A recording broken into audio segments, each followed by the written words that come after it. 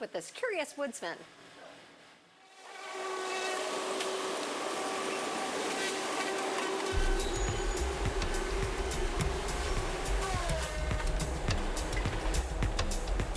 We are cutting hardwood saw logs for lumber and furniture production, hardwood pulp for paper production, and chips or biomass. Typical day for me is usually, well, coffee. Here to go. To go, please. And then checking in with any operators that I have going on. My name is Sean Legue. I'm a consulting forester in the central New Hampshire area. Most of my job is managing timber sales for private landowners. So we're heading out to check on a job that started last week. It's a really unique opportunity to take a piece of property and make it healthier over a period of time.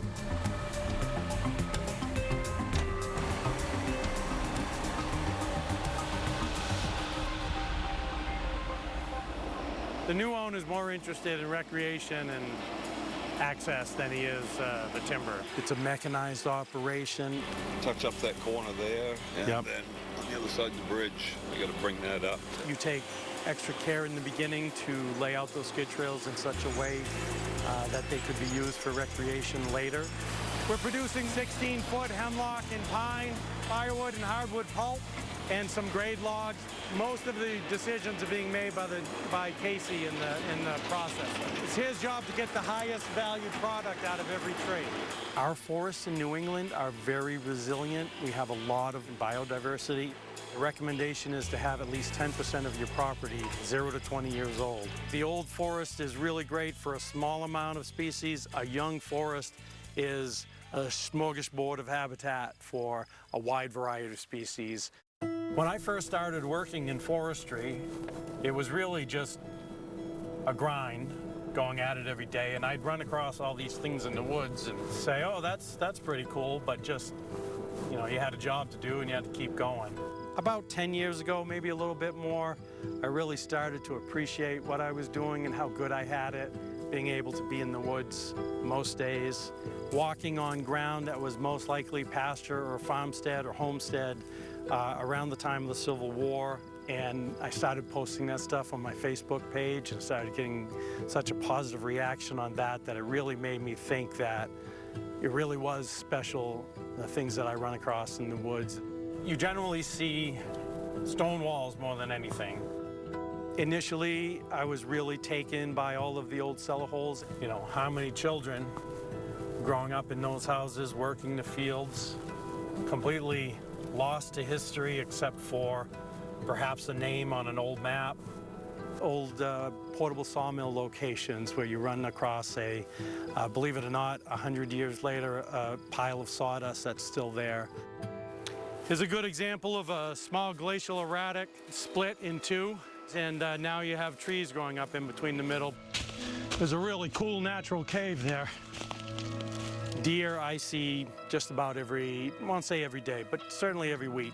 Bobcats are pretty elusive, of course beaver and moose. My most interesting encounter was with a mother bear and 2 cubs.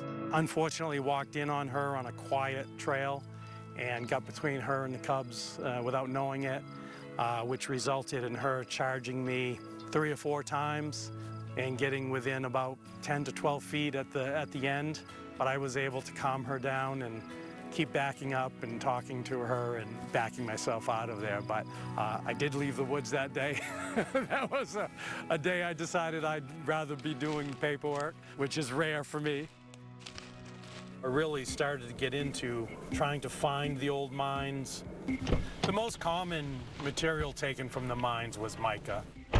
So we're heading up to the Pike's Ledge mine. It was active from the late 1800s right up through 1942 or 43. You'll start to see little signs of previous activity. You have to look very close to see it. It's actually the old pipe. When they were pumping the water out, you start to see mica on the surface, indicating there's more to be had. There's old iron here from some bit of apparatus that they had on site. You can see drill marks from when they were drilling, would have been steam. You can see the old rail and the ore carts. These places just fascinate me to think of people working back here in the day.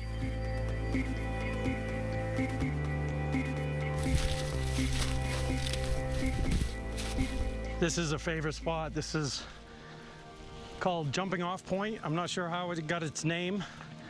I just love it up here. You can seem to be able to see forever and feel like you're in the middle of nowhere. These are the places you take a moment to enjoy while you're out here.